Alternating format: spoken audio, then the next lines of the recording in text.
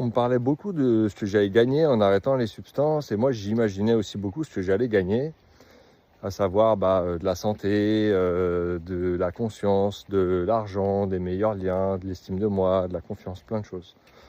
Mais je m'étais jamais imaginé ce que j'allais perdre.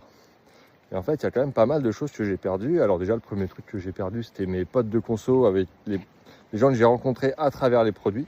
Ça, l'immense majorité, je les ai complètement perdus de vue et c'est tant mieux.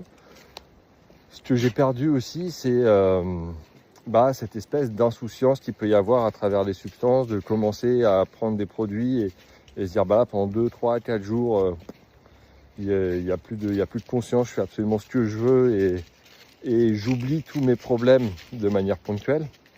Donc j'ai aussi perdu des super moyens d'oublier mes problèmes de manière ponctuelle. Alors ça ne veut pas dire les supprimer, c'est des manières assez artificielles d'oublier ses problèmes. Et puis finalement, quand on est reconfronté au problème, avec la honte et la culpabilité, c'est encore pire. Mais en tout cas, bref, c'était quand même un super moyen.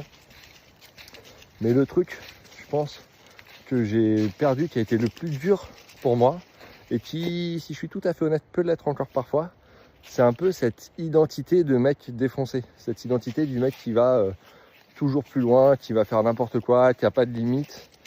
Et pour moi, il s'appelait Fever, ce gars-là. C'était un peu mon alter ego de teuf, de soirée, qui n'avait pas de limite. Et j'ai dû faire le deuil de ce truc-là.